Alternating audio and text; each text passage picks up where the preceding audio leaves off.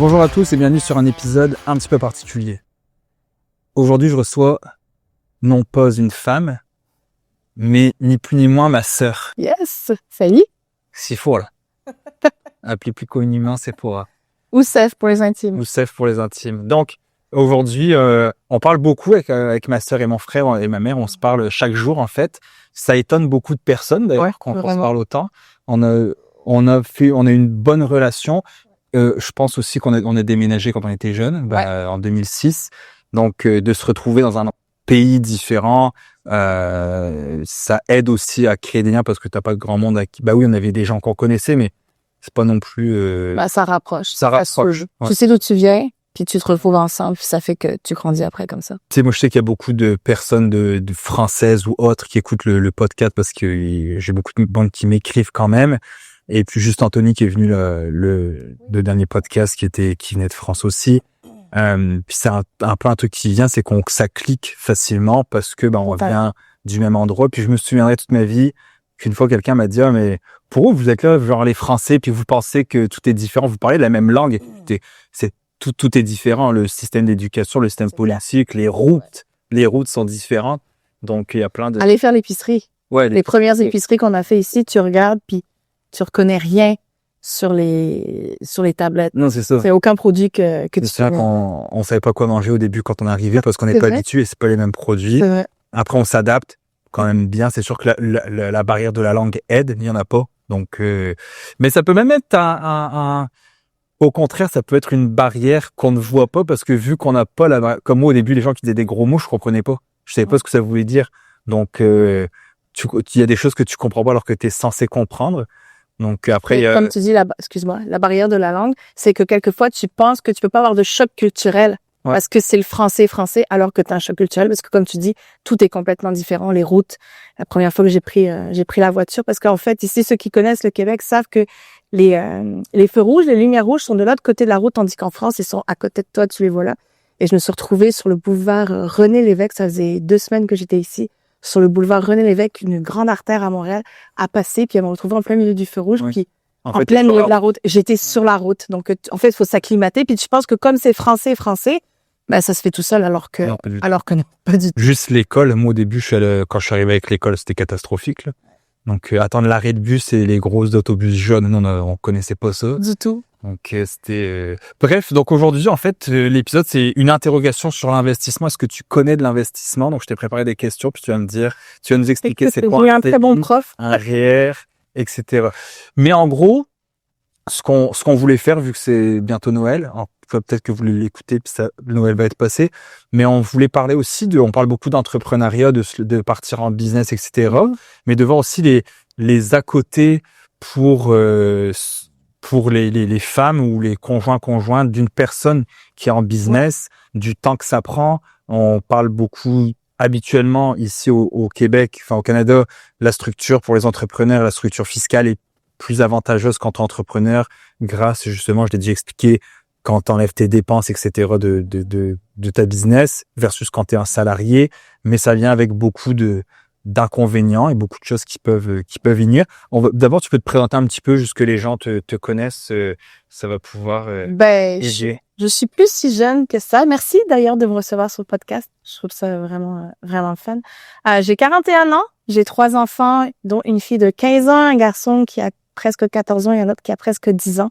Je suis mariée depuis bientôt 19 ans, donc ça fait un bout. Et je suis arrivée 1 an avant Simon au Québec parce que j'ai rencontré mon mari ici alors que je faisais un stage de fin d'études universitaires. J'ai rencontré mon mari, j'ai appelé mes parents, j'ai dit je déménage au Québec. Donc qui prend mari prend pays comme on dit. Et j'ai donc déménagé, j'ai tout lâché dans le nord de la France qui est pas du tout dans mes plans. Moi je voulais finir mes études à l'université, descendre dans le sud de la France parce qu'on venait du nord, puis je voulais pas rester dans le nord du tout. Et finalement, je suis arrivée ici, j'ai rencontré Danny qui est devenu mon mari et ça fait 19 ans qu'on est mariés. Au niveau bagage d'études, si je fais la reconnaissance des acquis ici, j'ai un bac en marketing et en administration. Et chaque profil, comment on appelle ça, des conseils d'orientation me disait faut que tu t'en ailles dans la vente, Donc, j'ai fait des études là-dedans et finalement, je déteste ça pour mourir. J'ai détesté, j'ai fait un peu ça, conseillère, vendeuse, machin, et j'haïssais ça vraiment.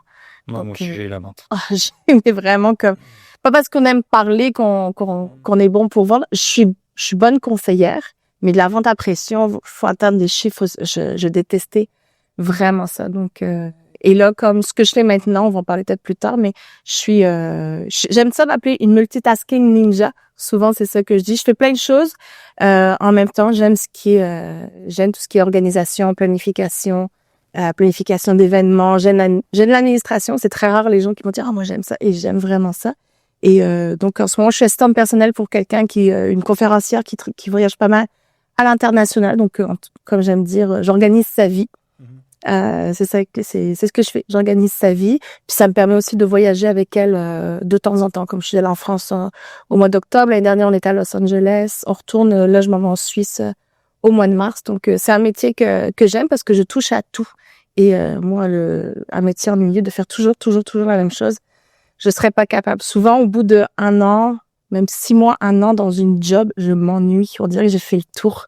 Il faut que je passe un autre défi, un autre projet. Donc, en gros, c'est ça. On a quand même du succès, on va dire ça comme ça ici au Québec. Est-ce que tu te demandes des fois qu'est-ce que on serait si on était resté dans le nord de la France? Qu'il faut savoir une chose, si vous n'êtes pas français, c'est que t'as la France, t'as Paris. Le Nord, c'est quand même mal vu. C'est un peu comme on va dire. On pense qu'ils sont tous consanguins. Ouais, c'est un peu BS. Je sais pas ce qui ferait le parallèle avec le Québec, le Nord de la France, les ch'tis. Je sais pas. Ça serait peut-être une région genre. Le Saguenay. Non, pas le Saguenay, c'est beau, c'est super beau là. Je sais pas. Est-ce qu'il y a une ville au Québec? Ouais, c'est vrai. Personne. C'est vrai, la ville de Sorel. Désolée, je suis allée une fois à Sorel, puis je suis rentrée, puis tu sais, comme les trucs de paille qui roulent dans les films, les vieux films du Far West, puis je suis rentrée, puis c'était comme, il y a rien qui se passe ici. Dans mon ancienne carrière où j'étais vendeuse et conseillère financière, ouais. C'est vrai que t'étais là-dedans. J'étais là-dedans pendant 1 an et demi. J'ai haï ça pour mourir. Vraiment, j'ai détesté. C'est vrai, je m'en souviens même plus. Mais en même temps, ça m'a permis de prendre ma voiture, d'aller chez les gens, de connaître le Québec, de connaître les routes 20 Est, 20 Ouest, machin. Ah non, j'ai détesté ça quand j'y repense. Mais ça a été ma première job au Québec et je l'ai vraiment apprécié. C'est vrai, je me souvenais pas de ça, mais c'est ça. Qu'est-ce qu'on serait devenu? Parce qu'on a beaucoup, encore Anthony qui est venu la fois passée, qui se sont comme déracinés pour partir ailleurs. Tu sais, on dit, il y a une expression qui dit les voyages forment la jeunesse. Oui. Mais est-ce que tu t'imagines des fois ce qu'on aurait pu devenir? Est-ce que tu penses qu'on aurait quand même eu un peu de succès? Ou moi, je dis que je travaillerais en usine, sûrement. Ben, honnêtement, vu que la France est tellement, c'est beaucoup les diplômes. Faut que tu aies un diplôme. Il n'y a pas vraiment de personnes qui sont autodidactes et qui partent leur entreprise, tout ça, des startups. Mais ça va? Oui. Et je sais pas, honnêtement. Tu te poses jamais la question? Oui, mais c'est plus niveau personnel, c'est pas au niveau carrière. Okay. Honnêtement, je pense que quand j'étais plus jeune, je me disais je veux aller habiter dans le sud de la France, mais j'avais pas de plan de je rêve d'être ci ou je rêve d'être ça. Je me rends compte que depuis toute jeune, je voulais partir puis me marier avec un Américain. Mais somme toute, c'est quand même arrivé parce que le Canada, c'est en Amérique, donc il est quand même américain, Dani. Mais j'ai toujours eu ça dans mon cœur que je me marierais avec un Américain, mais j'avais pas d'idée de ce que je voulais faire. Je sais que je voulais une famille, je sais que je voulais prendre soin de ma famille, mais je voulais pas être mère à la maison forcément ou quoi que ce soit. Mais et honnêtement, je sais pas maintenant ce que je ferais. J'ai aucune idée. Ouais, toi, tu travaillerais dans une usine. Ben, j'étais pas bon à l'école. C'est ça. Comme tout est fait pour que t'as du succès si jamais t'es bon à l'école ou tu réussis, que t'as des diplômes. J'aurais peut-être été gérante, je sais pas, dans un magasin ou quelque chose comme ça. Ouais, peut-être quelque chose de même. Mais je sais pas honnêtement si j'aurais une aussi belle vie que maintenant. Tu vois, si je compare, je préfère ma vie ici que je trouve qu'on a plus de loisirs, on a plus, même si on travaille plus d'heures par semaine, on a moins de vacances qu'en France, par exemple. Mais on mange mieux en France, d'ailleurs. Mais je trouve qu'on profite quand même plus ici, même de l'hiver. Tu sais, même si on a 6 mois d'hiver, mais si tu sors, si tu fais du ski, si tu fais du patin, tu vas prendre des marches. sais, le mois de novembre, en France, dans le Nord, où on avait le crachin, qu'on appelait ça la petite brume qui tombe, que ici, ben, t'as souvent du soleil. Il y a de la neige, il y a la grosse tempête, mais après ça, c'est le gros soleil, tout est blanc, tout est beau, t'as le soleil, le ciel bleu. Ouais, moi, je sais pas ce que je fais. Là, tu es donc marié à un entrepreneur, on va le dire. Dans le fond, c'est son grand-père a parti une business. Ouais. Son père l'a repris, puis Dany et son frère l'ont repris. Ouais, ils l'ont racheté, ouais. Ils l'ont racheté. Donc, ce qui signifie quand même que, en plus, dans une compagnie un peu comme saisonnière, oui. Tu sais, chauffage, ouais, climatisation. Chauffage, climatisation. Donc, il y a des grosses heures qui s'en viennent. Est-ce que quand t'entends comme là, en ce moment, on a toutes les grèves syndicales, actuellement, où est-ce qu'il y avait plus de 55 millions de personnes à Montréal. Ouais, c'est pas exemple, c'était 8000. Mais, en tout cas, peu importe le nombre qu'ils étaient, mais est-ce que tu pensais que d'être avec une personne qui travaille, on va dire, à son compte, en fait, c'est parce que oui, il est sûrement salarié avec les dividendes, mais dans le sens que quand ça t'appartient, quand c'est ta business, la pression, les sacrifices, est-ce que tu peux nous en parler un petit peu de ce revers de la médaille, de comment tu trouvais ça au début, comment ça a évolué, ça fait 20 ans à peu près, donc peux-tu nous parler un petit peu de ça, s'il te plaît? Oui, ben en fait, Dany a toujours fait comme des grosses heures quand même de travail, vu comme tu disais, c'est un travail qui est saisonnier, donc la climatisation, ben il commence en avril-mai parce qu'il faut préparer la saison, et ensuite, ben septembre, c'est le froid qui arrive, donc tu as le chauffage aussi, donc c'est des grosses saisons de travail, et ils ont repris l'entreprise avec son frère à peu près dans le temps où Maëlie est née, donc il a 15 ans. Donc, ouais, mais je l'ai toujours connu qui mettait les grosses heures. Il a fait comme son père, puis en même temps, nous, on vient aussi d'une famille. On a travaillé beaucoup. Où, ouais. Puis notre père, il mettait beaucoup d'heures dans le travail. Dans le travail aussi, c'est parti à 7h, il rentrait à 7h le soir. C'était commun chez nous. On a toujours été habitués à ça. Je dirais le revers de la médaille, je pense qu'il est plus arrivé quand j'ai eu les enfants. Donc je dis pas que c'est quelque chose qui est à faire. On apprend aussi de nos erreurs. Je pense qu'en tant que couple, on a aussi appris à la pandémie, aussi difficile qu'elle ait été, nous a aidé à remettre aussi les choses en place, malgré le fait que c'était des années qui n'étaient pas faciles, surtout quand tu as ton entreprise. Et donc, c'est sûr que quand Maëlie est née, par exemple, si je veux aller dans le concret, ici, les hommes, au Québec, ils ont environ 5 semaines de congé paternité. Bon, après ça, il y a des arrangements que tu peux faire. Tu prends les semaines de la maman, tout ça. On est très bien au Québec au niveau congé maternité. La maman a 1 an, le papa, il prend 5 semaines, mais il peut emprunter des semaines à la maman. Donc, ils peuvent faire moitié-moitié. Donc, on est vraiment bien là-dessus au Québec. Au Canada, je pense aussi, c'est comme ça. Mais Dany, quand Maëlie est née, il a pris 4 jours de congé paternité. Donc, c'est ça. Donc, tu sais pas encore marcher, mais ton mari est déjà reparti au travail parce que la vie ne s'arrête pas, la business, faut que ça continue à rouler. Puis, tu sais, ils remettaient, c'est ça. Faut que tu mettes les heures pour que ça continue, pour que ça fonctionne. Puis, comme je dis, on s'est ajusté aussi. On a eu Liam 1 an et demi après. Bon, puis Liam, j'ai accouché un samedi, donc j'étais quand même chanceuse. J'ai eu Dany le samedi, le dimanche, et le mardi, il repartait travailler. Donc, j'avais 2 enfants, un bébé, puis c'est au mois de juin que j'ai accouché de Liam. Donc, c'est sûr qu'au mois de juin, tu me dis, je prends même une semaine, ça se fait pas, ça marche pas. Donc, maintenant, ça serait peut-être un peu plus différent parce que, bon, ils ont du staff, je vais pas dire en dessous d'eux, mais qui collaborent avec eux et qui peuvent prendre la balle, mais dans ce temps-là, c'était vraiment pas possible. Après, Joshua, qui est né un petit peu plus tard, qui est né en 2016, il a pris 2 semaines. Donc ça, je l'ai vraiment apprécié. Mais quelquefois, j'entendais mes amis qui disaient « Ah, mon mari a juste pris 3 semaines de congé paternité. » C'est comme, veux-tu vraiment qu'on en parle, tu sais? Donc ça a été le concret de se retrouver avec les enfants, que ça a été difficile, et de s'adapter aux saisonniers, comme tu dis. C'est que, moi, je suis quelqu'un d'efficace, j'ai pas de problème à runner la famille, à prendre tout en charge à la maison, c'est facile. La charge mentale. Oui, la charge mentale, c'est moi qui l'ai au complet, tu sais, puis c'est un choix qu'on a fait, c'est des discussions qu'on a eues, puis ça, au début, c'est un peu arrivé malgré moi, parce que tu comprends pas dans quoi tu t'embarques, tu dis, tu sais, quand je sais pas ceux qui connaissent Desperate Housewives, c'est des séries des téléséries américaines où leur mari il travaille, il fait des millions par année, puis les femmes tout ce qu'ils font c'est ils vont chez le coiffeur, ils vont au spa, ils boivent des petits mimosas toute la journée, puis ils font leurs ongles, puis tu penses que toute femme d'entrepreneur, de chef d'entreprise ou de personne qui est à son compte, mais si tu pars quand tu veux, tu commences à 9h le matin, puis à 2h l'après-midi, ton mari est chez lui, c'est pas ça du tout. Non, en fait, il y a eu des modes aussi avec les réseaux sociaux.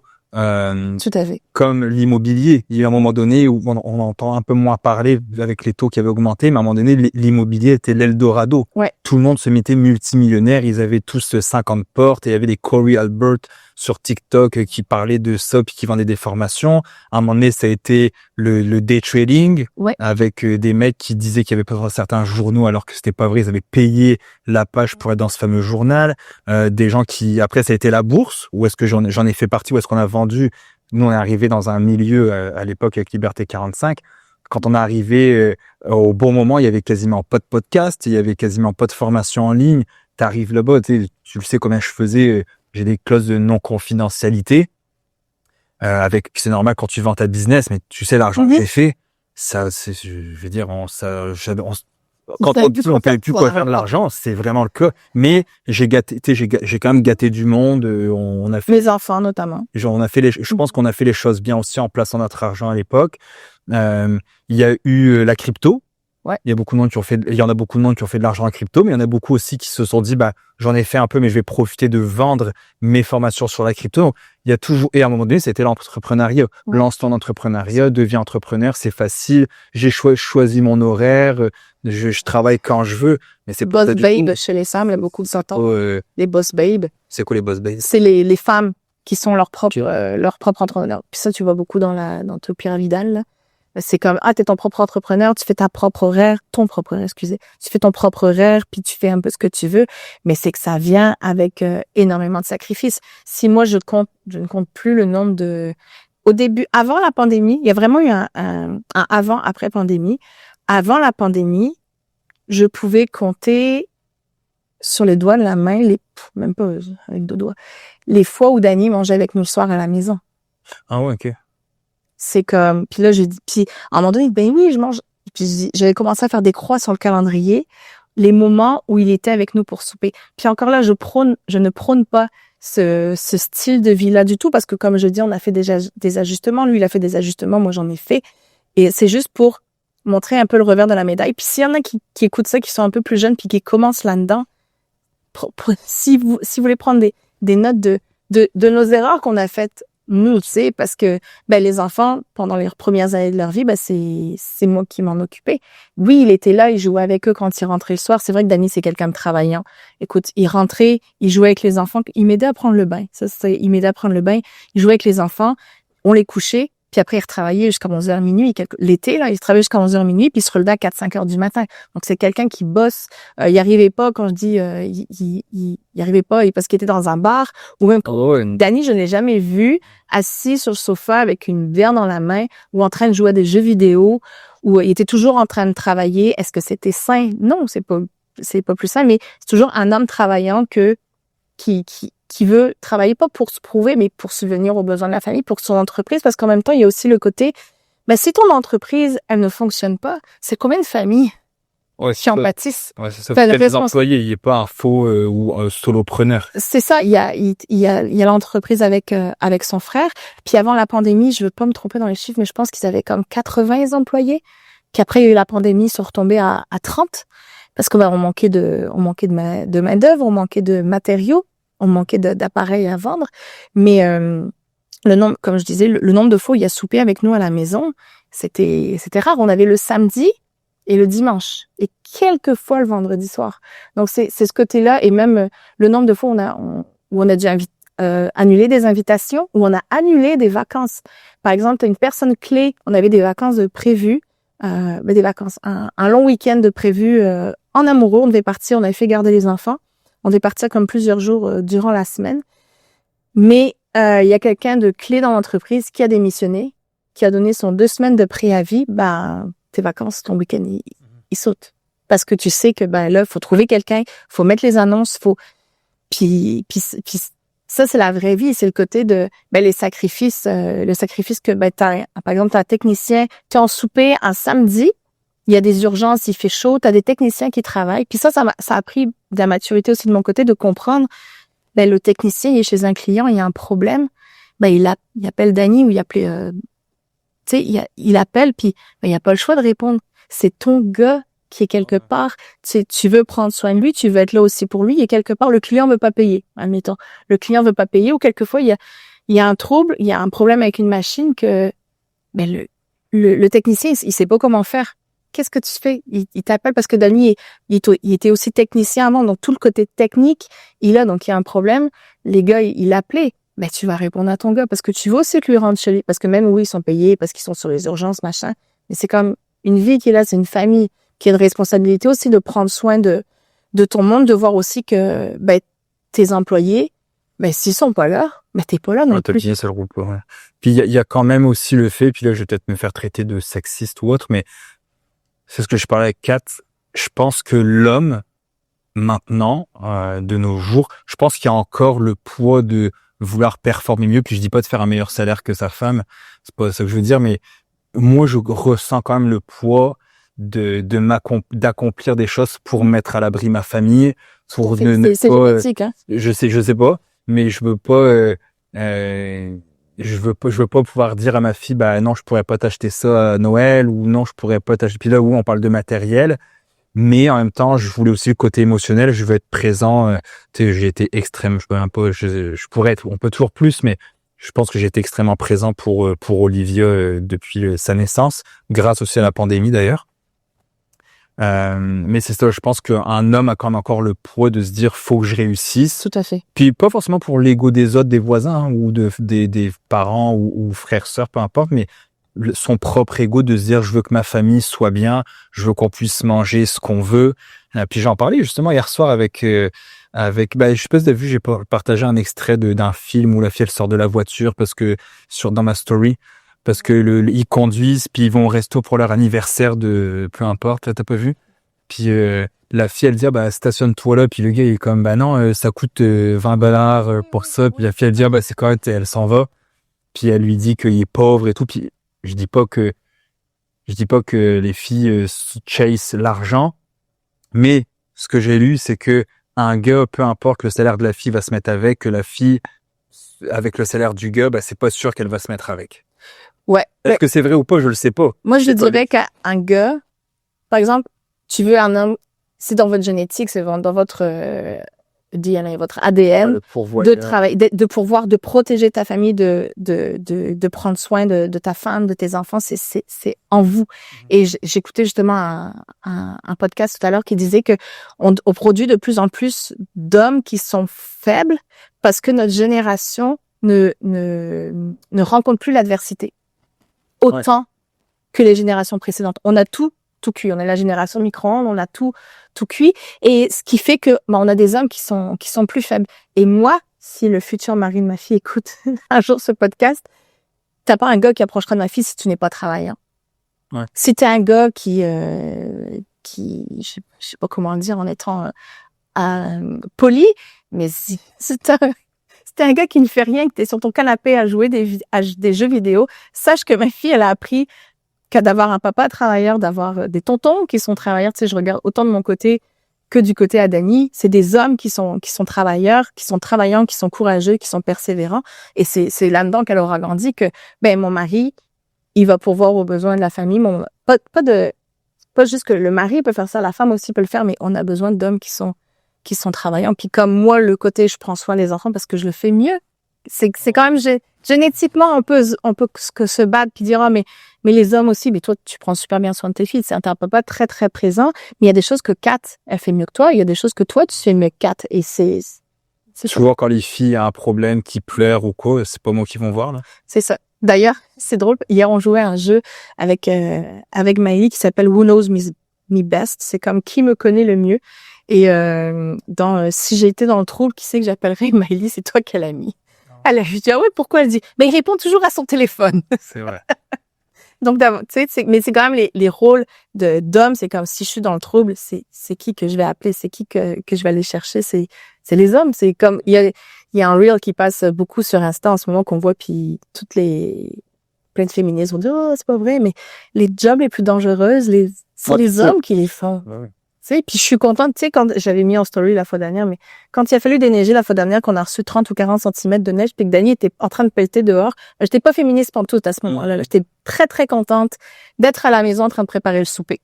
Et donc, il pelletait dehors. Moi, je le dis, j'ai 2 petites filles. Ben, je ne comprends pas comment des hommes qui ont des mères, qui ont des sœurs, qui ont des filles peuvent être anti-femmes. Moi, c'est un truc qui me fait capoter de reléguer la femme à un niveau inférieur. Non. Parce que elles ont été, physiquement parlant, généralement, une femme va être moins forte que l'homme. Totalement. Mais est-ce que ça veut dire que, on est moins fort que certains animaux, puis pourtant c'est nous qu'on les contrôle, on les domine. Donc ça, ça n'a pas rapport de dire l'homme domine parce qu'il est plus fort physiquement.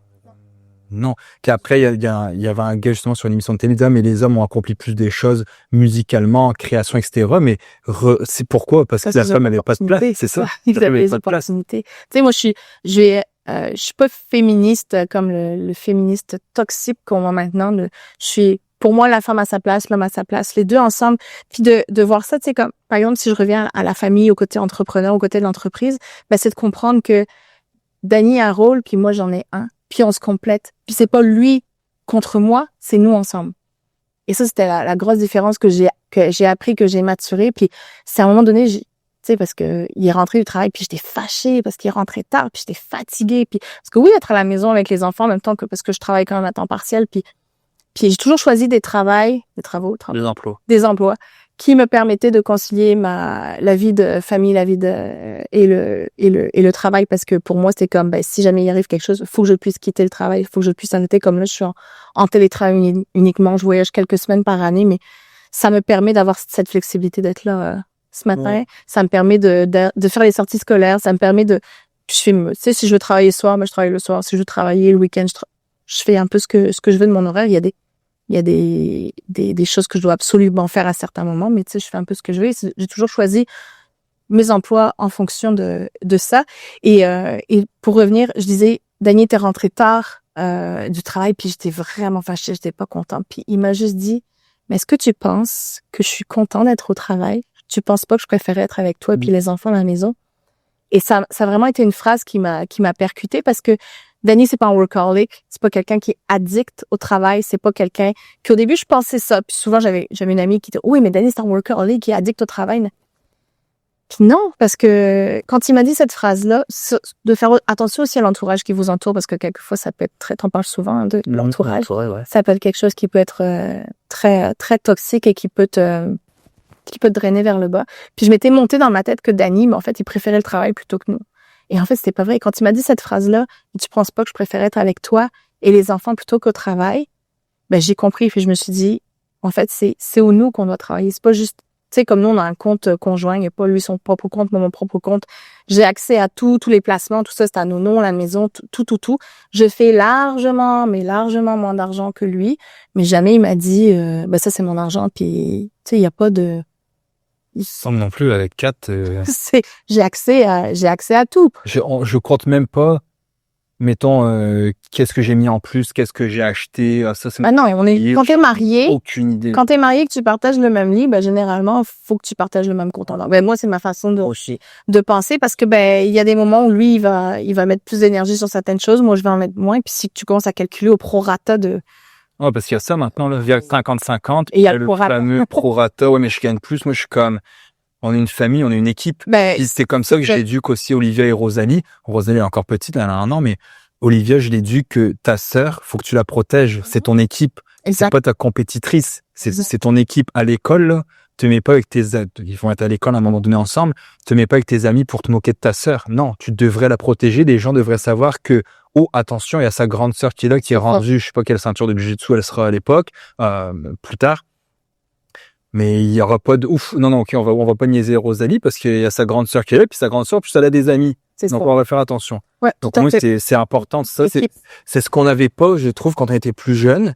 On n'a pas été élevés les uns contre les autres, mais je trouve qu'en général, les gens n'éduquent pas leurs enfants pour être une équipe. Tu sais, ils les éduquent comme j'ai des enfants, c'est des frères et sœurs, c'est une fratrie. Mais moi, j'insiste beaucoup là-dessus. Drôle. Moi aussi, je fais pareil avec les kids. À table, souvent, tu sais, ils vont chicaner soit à un âge où, ben, tu vois, Miley est plus vieille, mais t'as Josh qui essaye de plus s'affirmer, donc c'est un peu plus conflictueux en ce moment. Il y a de la testostérone chez nous, pas mal en ce moment. Et puis, je leur explique que, mais vous serez ensemble toute votre vie. Tes amis, là, puis moi, je l'ai appris, tes amis, ils passent. Ok, oui. Tes amis, ils passent. Mais même si tu mets toute l'énergie, t'es la personne la plus intentionnelle du monde, tes amitiés vont passer, c'est parce qu'il y a des saisons, mais ta famille, elle va rester tout le temps. Ad vitam aeternam, sauf si tu coupes certaines personnes parce que t'as pas le choix, puis parce qu'il faut que tu le fasses. Mais normalement, ta cellule familiale, c'est tes parents, tes frères, frères et sœurs, c'est ce qui reste. Puis c'est ce que je disais à mes enfants. Je veux plus tard vous soyez unis, que, tu sais, comme moi, mes enfants, je sais que c'est comme si c'était tes enfants, presque. Oui, bien sûr. Tu sais, que moi, tes filles, c'est comme si c'est notre chair, tu sais, c'est nos enfants. Et c'est ça qui doit rester, qui doit prôner, puis qui doit rester jusqu'à la fin de notre vie. Puis ce que je dis aux enfants, on est une équipe, on est ensemble, il n'y a pas de moi ci, moi ça. On est ensemble, on se protège l'un l'autre. C'est comme il y a des moments, mais comme dans le couple, il y en a un qui est plus faible, il y en a un qui est plus fort, puis tu te protèges, puis Mais comme tu dis, et en tant que entrepreneuriat, ou mettons, on parle d'entrepreneuriat, mais ça pourrait être aussi une personne qui a une grosse carrière. Un homme ou une femme qui a une grosse carrière, puis parce qu'il y en a, justement, tantôt, j'avais Nicolas Monette qui était là. Ben, il a fait ses études en CPA, il a fait son cabinet comptable, c'est des heures de fou quand il fait les audits et tout. Après, il a fait son MBA, après, il fait maîtrise en fiscalité. Je sais pas si en couple, je pense pas qu'il y a d'enfants, mais dans le sens que, à un moment donné, quand tu fais ça, il y en a qui décident de repartir aux études plus vieux et tout, mais Catherine, elle est repartie aux études quand elle était un petit peu, pas plus vieille, mais tu sais qu'elle avait plus dans sa vingtaine. Ben, donc ça veut dire qu'à un moment donné, elle avait plus de salaire, ou très peu. Donc, faut qu'il y en ait un qui pallie pour l'autre. Et t'as aussi la fameuse écoute. C'est ce que je disais à mon ami Mathieu DeWitt. Si tu te lèves de ton canapé le matin pour faire d'autres choses que regarder la télé ou jouer à la console, c'est sûr que tu vas avoir des problèmes. Dès que tu vas prendre des initiatives, dès que tu vas prendre des décisions, tu feras pas l'unanimité. Si je prends une décision dans ma vie, il y a personne, même dans mes proches, qui vont dire « Ah, super bonne décision ». Ils vont toujours « Ah oui, mais attention ». Et c'est normal, ça fait partie du jeu. Mais en même temps, comme moi, je vois par exemple repartir le truc de piscine. Bah, tu le sais, de septembre à début novembre, tous les week-ends. Ouais, c'était compliqué planifier ma fête. Samedi, dimanche, c'était les piscines. Puis on s'est limité, on a mis 6 piscines maximum. J'aurais pu faire le double, au moins 8-10 piscines, puis de faire beaucoup plus d'argent. Mais je suis rendu à un point où je me dis, bah, j'ai 37 ans, je peux être un peu plus relax là-dessus. L'été, avril, mai, on a commencé en avril, mai, juin, c'est ouverture de piscine. Pareil, samedi, dimanche. J'ai le gym. Ça fait depuis plusieurs années. Les soirs, je donne des cours. Avant, c'était mardi, jeudi, samedi. Maintenant, je suis plus limité. J'ai juste donné le mardi puis le samedi. Mais c'est pareil. C'est que sacrifice aussi. Donc lundi, Catherine faisait sa boxe. Mardi, je faisais mon jiu. Mercredi, on était libre. Jeudi, je faisais mon jiu. Vendredi soir, on était libre. Puis après, le samedi matin, toute la matinée, c'était des cours. Ça laisse pas tant de place, non? Non, effectivement. Mais heureusement qu'elle est là pour s'occuper des enfants quand je fais mes piscines. Ouais. Parce que sinon, je pourrais pas le faire. Si je reviens, par exemple, quand on parlait tout à l'heure de business qui sont saisonnières, comme toi avec les piscines, comme nous avec la climatisation, c'est oui, le chauffage un peu en hiver, mais vraiment la climatisation l'été. Mais c'est parce que comme si ça brise, il faut que tu y ailles tout de suite. Puis ici au Québec, pour ceux qui écoutent de France, quand il fait chaud, il fait chaud. C'est quelque chose. Parce qu'on a le facteur humidex, puis ça peut faire 40 degrés, puis c'est atroce. Là. Tu survis pas sans clim. Et tu survis toujours, mais c'est vraiment plus compliqué. Donc c'est comme, puis les gens, ils veulent la clim, ils la veulent là maintenant, ils la veulent pour hier, tu sais. Alors qu'ils savent que chaque année, il va faire chaud. Mais comme je disais, de avril jusqu'à septembre, généralement, je suis seule à m'occuper des enfants, à faire runner toute la maison. Donc au début, c'était compliqué parce que quand Dany revenait vers le mois d'octobre, septembre-octobre, qui revenait dans la routine familiale, mais moi, c'est que j'avais fait ma vie pendant ce temps-là. Ouais. C'est que, là, j'étais complètement débalancée. Puis il fallait qu'on ait un temps de réadaptation parce que c'est comme, là, tu me déranges, en fait. Ouais. Parce que, moi, je suis habituée, tu me ralentis, puis je suis quelqu'un, on est un peu pareil là-dessus. On est efficace, on est vite, on travaille vite, on fait les choses très, très vite.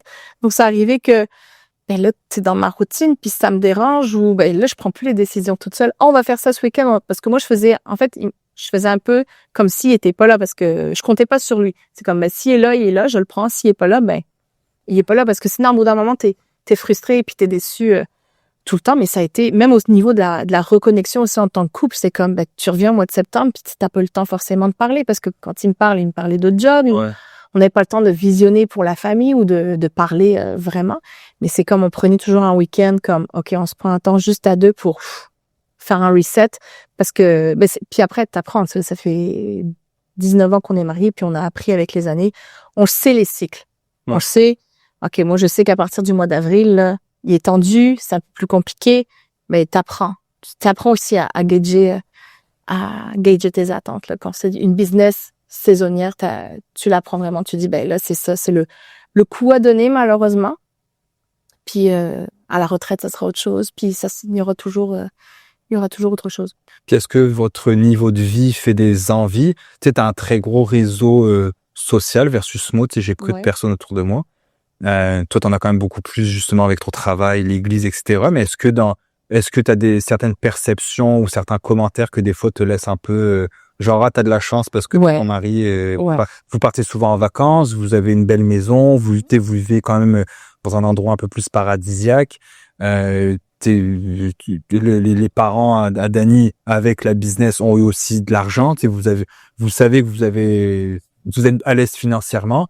Est-ce que tu penses que ça peut créer de la jalousie de ta famille, pas de la famille, parce que vous êtes dans notre même situation pas mal, mais je dirais, c'est que les gens souvent, ils ont pas c'est souvent sur Instagram, comme tu dis, on poste juste le beau. Oui, c'est normal. Je vais poster, souvent, ben on part en vacances, on part une semaine en été, on part 3 semaines, généralement l'hiver, on part en Floride parce que l'été, il n'y a pas de vacances, donc c'est ça qu'on fait généralement encore.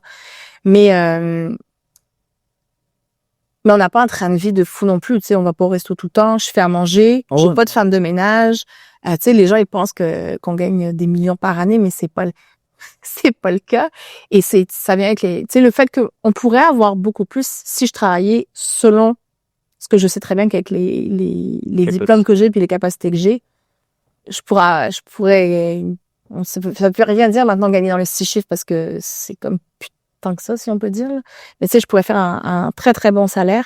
Mais on a choisi, puis quand je dis on a choisi ensemble que j'allais pas faire ça pour plus m'occuper des enfants, puis être à la maison parce qu'on avait besoin d'un adulte qui était responsable. Puis tu vois, souvent notre vie, je suis occupée, mais je ne suis pas débordée. Parce qu'on a fait ce choix-là, justement, que s'il y a pas de POC qui tombe, il y a rien qui tombe entre les cracks. C'est très québécois, comment je parle.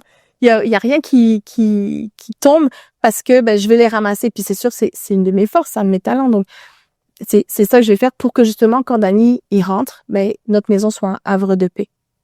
Que quand il rentre, il se fait pas servir, il arrive, il mange, puis il débarrasse la table, il participe. Mais la charge mentale, comme tu disais tout à l'heure, retombe sur moi. Et comme les gens de l'extérieur, souvent, ils vont juste voir, ton mari est chef d'entreprise, puis toi, tu travailles, tu peux juste travailler à mi-temps parce que vous avez assez d'argent. Non, c'est un choix qu'on a fait, puis c'est un sacrifice qu'on a fait. Il y a des gens qui travaillent tous les deux, puis qui ont une meilleure vie que nous, qui partent, on part jamais dans tout inclus avec nos enfants. Par exemple, on va en Floride, tu sais, on part ensemble cette année, pour la première fois. Et je fais à manger. Ouais. Parce que justement, c'est parce qu'on est sage aussi. On veut pas vivre au-dessus de nos moyens, puis on veut placer cet argent-là, puis on veut... tu sais, mes enfants, à Noël, ils savent, là, ils ont pas des cadeaux de malades. Je vois quelquefois des gens qui offrent des cadeaux. Je suis comme, OK, mais comment ils font les gens? L'indice d'endettement est quand même assez haut, mais comment ils font les gens? C'est comme, non, nous, c'est aux anniversaires, puis aux anniversaires, je vais un petit peu plus les gâter, mais à Noël, tout ça, c'est pas, on n'a pas un train de vie de fou, mais les amis des enfants qui ont des parents qui font normalement moins que nous ce qu'on fait, ils ont des cadeaux de malade, où ils partent dans le sud 2 fois par année, en tout inclus. Mais nous, partir dans le sud en tout inclus, en même temps, je trouve que pour moi, en famille à 5, ça me coûterait 15 000 partir ou peut-être 10 000 partir à 5, parce que les 2 grands comptent comme des adultes maintenant.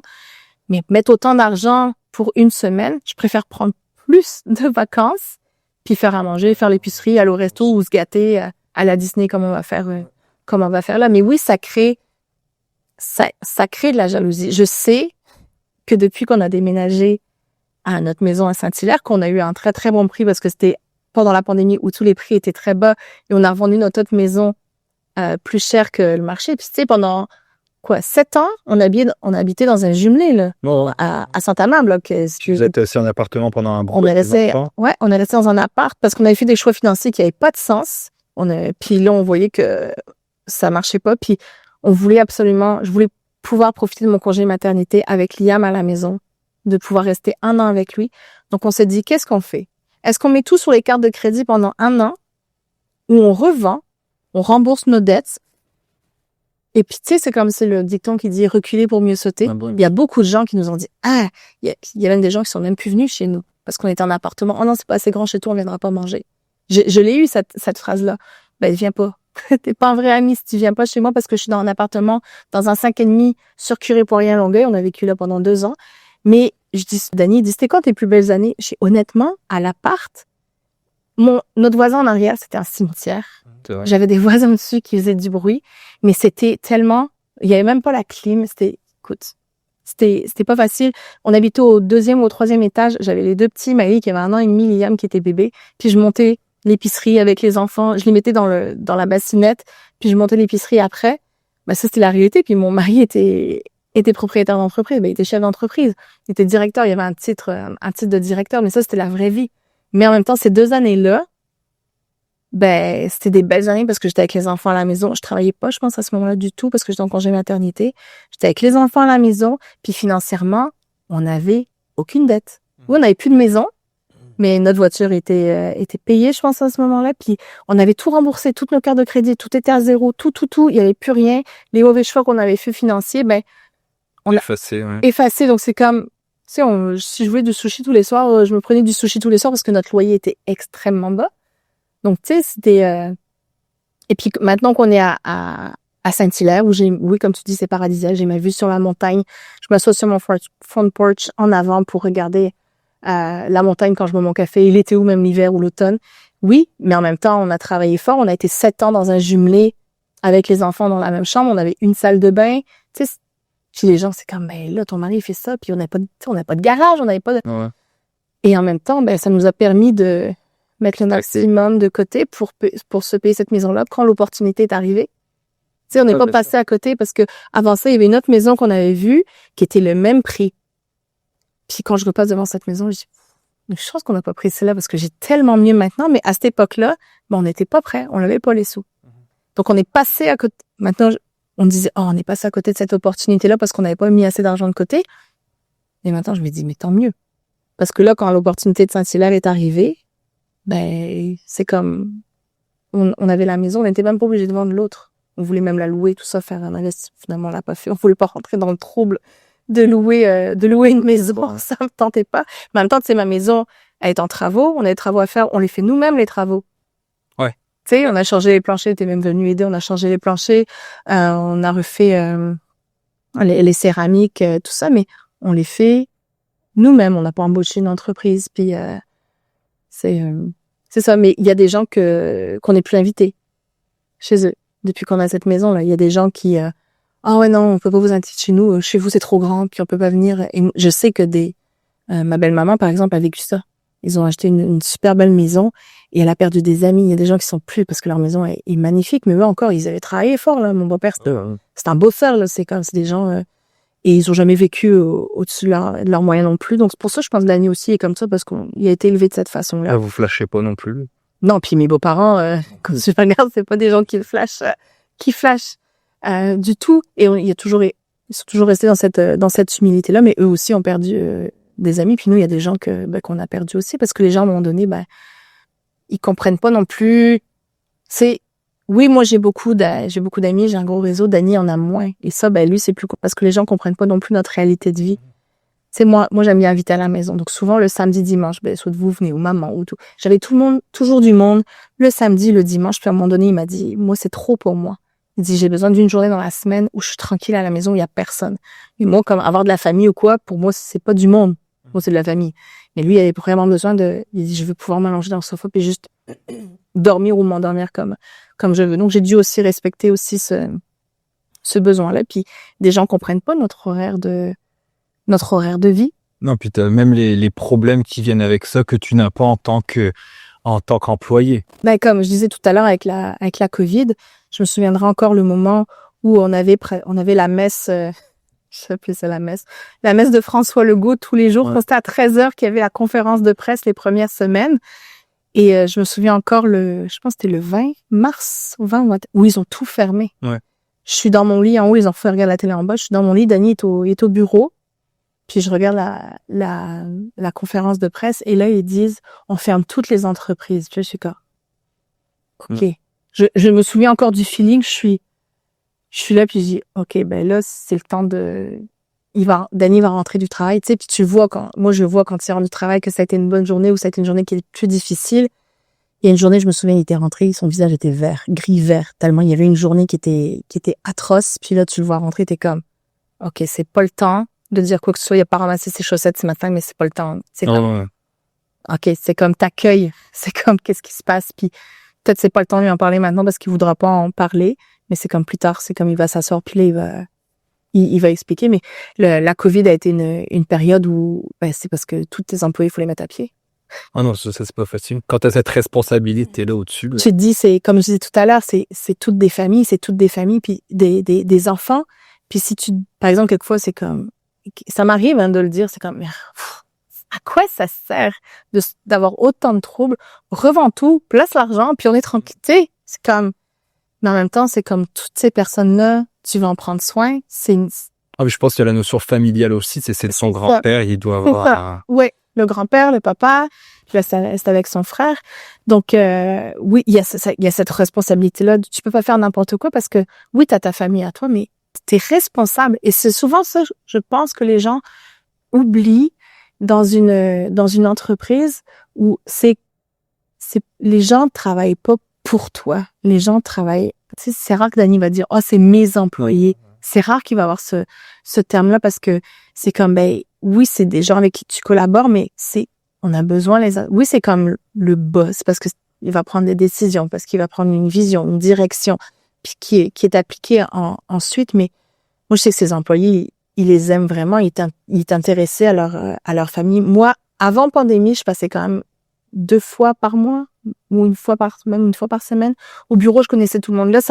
Ça changeait un peu plus la donne parce qu'on habite plus loin puis parce que la pandémie a fait que j'ai perdu cette habitude-là. Mais moi, je tripe sur les parties de Noël parce que c'est le moment où je connais les employés, où j'apprends à connaître leur épouse, où ils montrent des photos de leurs enfants.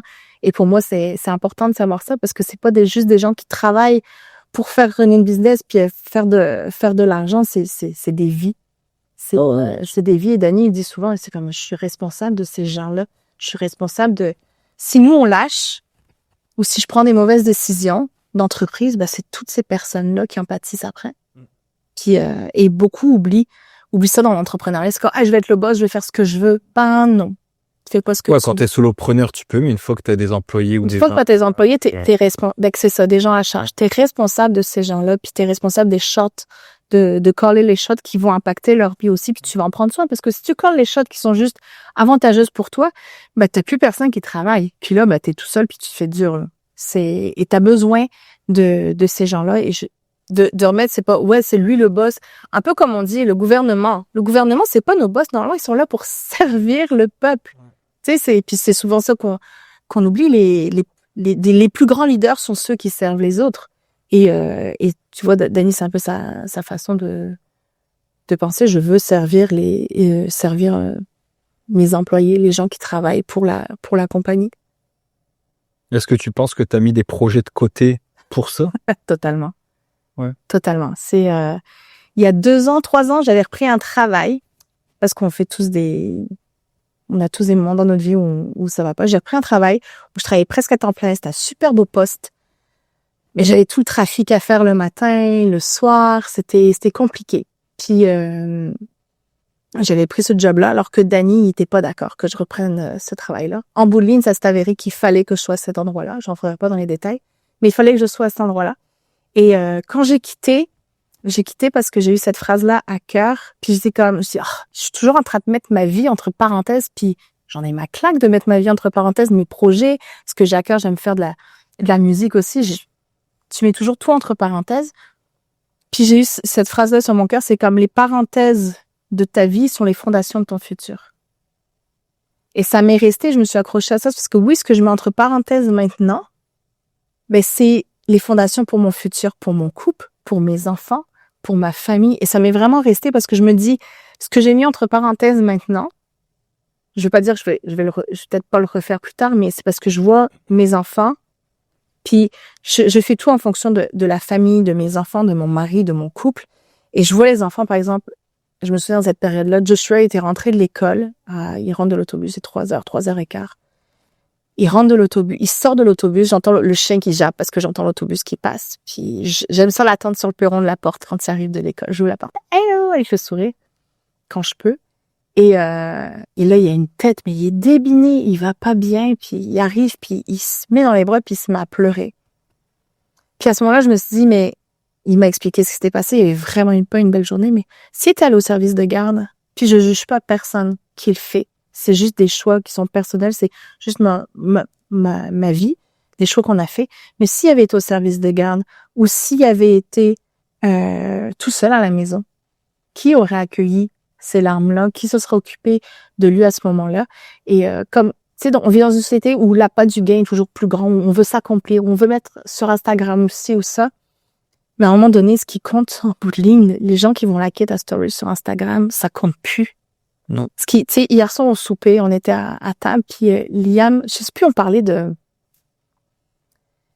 job, puis on avait la discussion du fait que je travaillais à mi-temps, puis on avait cette discussion-là, puis Liam m'a dit, mais maman, est-ce que tu sais, Liam, c'est celui qui va avoir 14 ans, il dit, maman, tu sais que il l'a dit en anglais, mais you have the biggest assignment, puis t'as la plus grosse mission, la plus grande mission, la mission la plus importante de prendre soin de nous, et il dit, tu devrais tellement être fier de ça. Je suis comme, waouh, Liam, 13 ans et demi, rempli de sagesse, mais c'est vrai, c'est comme, oui, j'ai mis des choses entre parenthèses, puis quelquefois, ça laisse un goût amer. Tu dis, oh. Puis tu sais, quand t'es fâché ou tu t'es chicané, c'est comme, ouais, j'ai mis ça de côté, puis j'ai fait ça, puis à un moment donné, tu te rends compte qu'en bout de ligne, ben, c'est la phrase que Liam m'a dit, c'est les larmes de Joshua, c'est Maëlie, que je connais le nom de chacune de ses copines, ou qui viennent à la maison, ou c'est ça en bout de ligne. Sur ton lit de mort, puis tu le dis souvent, sur ton lit de mort, là. C'est quoi que tu te souviendras? C'est ça. Et mes enfants ne se souviendront pas. Demande à tes enfants quel cadeau tu leur as offert l'année dernière pour Noël. Oh non, mais surtout tu sais, ils s'en souviendront pas. Peut-être moi, Liam, il s'en souviendra, mais tu sais, on se souvient pas mais ils vont se souvenir du moment ou de ce qu'on a fait. Ou de, l'année dernière, on a fait ça, ou on a fait ci, ou on a fait ça, ou on a joué à un jeu. Puis c'est ça la beauté d'avoir cette liberté-là d'horaire, de flexibilité, c'est que, ben, tu peux jouer quand il rentre de l'école, Joshua, généralement, il rentre de l'école, il est 3h, puis on a le temps de jouer à un jeu de société pendant que je suis en train de préparer le souper. Puis les enfants rentrent et notre maison est un havre de paix, elle n'est pas chaotique. Pas parce que, tu sais, Liam, il y a du basket 3 fois par semaine, Joshua, il y a du basket, il y a du soccer. On est super occupés tous les dimanches, toute la journée. Ben, on va à l'église. Donc, tu sais, c'est comme, on a notre samedi de libre, puis le samedi, bon, on voit la famille, on fait d'autres choses. Mais c'est ça, c'est de réaliser qu'est-ce qui est important dans ta vie vraiment. Est-ce que ce qui est important, c'était que je fasse une carrière, puis que je m'accomplisse, puis ou alors c'est d'avoir des enfants dont je suis super proche. Ah bah ouais, c'est ça. Les parenthèses de ta vie sont les fondations de ton futur. Et je suis restée, ça fait 3-4 ans que j'ai cette phrase-là, puis que je reviens à cette phrase-là quand j'écris beaucoup, je fais du journaling, comme on appelle. J'aime ça écrire, puis souvent je reviens sur lui, c'est comme, ok, wow. Tu sais, je vivais ça à ce moment-là, mais là, maintenant, j'ai pris cette décision. Ou alors, t'as une décision à prendre, tu sais pas quoi prendre, puis t'arrives, puis t'as pris cette décision-là, puis tu dis, ben, j'ai tellement bien fait. Je suis tellement contente d'avoir pris cette décision-là. Puis c'est aussi de marcher avec les saisons. Moi, souvent, les gens, c'est comme, moi, j'ai un parcours un peu atypique, mais parce que je fonctionne avec des saisons. C'est pas, je suis rentrée dans tel job à 20 ans, puis je vais rester jusqu'à mes 65 ans, l'âge de la retraite. C'est que, ben, j'y vais par saison. Il y a une saison où mes enfants avaient plus besoin de moi, où j'ai moins travaillé. Il y a une saison comme là, ben, les enfants vieillissent, donc je peux quand même plus voyager, je peux travailler un peu plus. Tu sais, comme je travaille, je suis aux études en même temps. Tu sais, je fais comme plusieurs choses. Puis peut-être dans 2-3 ans, ça sera autre chose. Parce que ça marche par saison. Puis c'est des cycles. Puis c'est de reconnaître la saison dans laquelle tu es. Puis souvent, quand on est jeune, on veut tout de suite. On veut tout à 20, 22 ans. Tu veux nous, on s'est mariés jeunes, on a les enfants jeunes, mais tu veux tout faire en même temps. Mais c'est que, le temps que j'ai pris avec mes enfants, ça revient pas. Et il faut que tu te rends compte de ça. C'est que ce temps-là ne revient pas. Puis je l'ai regretté, là. Combien de fois j'ai fait garder mes enfants pour un projet, ou pour une conférence, ou pour faire ci, ou pour faire ça. Puis, je me souviens d'un moment donné, on était sortis d'un milieu où je faisais quand même garder assez souvent mes enfants parce qu'on avait des conférences, on avait des projets, on avait ci, ça, puis on a comme quitté ça. Et une phrase que Maëlie, elle a dite à quelqu'un qui était en visite chez nous, la personne lui a dit, est-ce que ça te fait quelque chose d'avoir quitté? Et puis, Maëlie, elle dit, oui, c'est triste, mais elle dit, papa et maman, ils sont plus souvent à la maison, ils me font moins garder. Écoute, elle avait 8 ans, 9 ans quand elle a dit ça. Et tu te rends compte que quelquefois, ça sert à quoi de faire tout ça, puis de réaliser que ta priorité, c'est ton mari, tes enfants, puis qu'en bout de ligne, c'est ça qui reste à la fin. Surtout que ça passe tellement vite. Je disais ça à Dani cette semaine, j'ai mailé, elle a eu 15 ans la semaine, cette semaine, puis je dis, si tu comptes, je sais pas ça que j'aspire, mais on a encore 3 étés avec elle, parce qu'après, elle aura 18 ans, puis moi, je pense pas, parce qu'on est quand même cool comme parents, puis on a des belles vacances, tu sais, mais ça passe comme ça et puis ça revient pas, ça ne revient pas. Je pense qu'au fur et à mesure que tu avances dans la vie, tu te rends compte de l'importance de ces moments-là, de passer ce temps-là en famille. Puis on a tous perdu des proches, puis des gens qui sont partis trop tôt, puis tu te dis si cette personne pouvait revenir en arrière, qu'est-ce qu'elle ferait différent? Et je pense que moi, j'ai eu 40 ans l'année dernière, puis c'est des questions que tu te poses. Où est-ce que j'investis mon énergie? En qui j'investis mon énergie? En quoi j'investis mon énergie? Et finalement, en vieillissant, ton cercle aussi se rapetisse. Puis c'est les aléas de la vie, là. Ça vient pas sans blessure, sans rien, mais tu te dis c'est quoi la chose la plus importante. Puis en bout de ligne, c'est ton mari, tes kids, ta famille, tes frères, ta mère. Merci, Seth. De rien, merci à toi de m'avoir reçu. Si jamais on parlera de la bourse une prochaine fois. Mais ouais, merci d'être venu. C'était un bon, une bonne vision d'un autre point de vue extérieur que l'entrepreneur en tant que tel. Puis ouais, c'est ça. Merci d'être venu. La prochaine fois, on parlera de bourse. Sachant que je suis très nulle en maths, mais que j'ai compris ces formations qui m'a donné. Quand je dis nul en maths, c'est nul en maths. Ouais, non, mais ça n'a pas rapport, ça vous le savez, même si vous êtes nul en maths, ça n'a pas rapport. Donc, je vous souhaite une belle journée, joyeux Noël, bonne nouvelle année 2026, et on se retrouve pour un prochain épisode d'Octobre. À bientôt. Bye bye.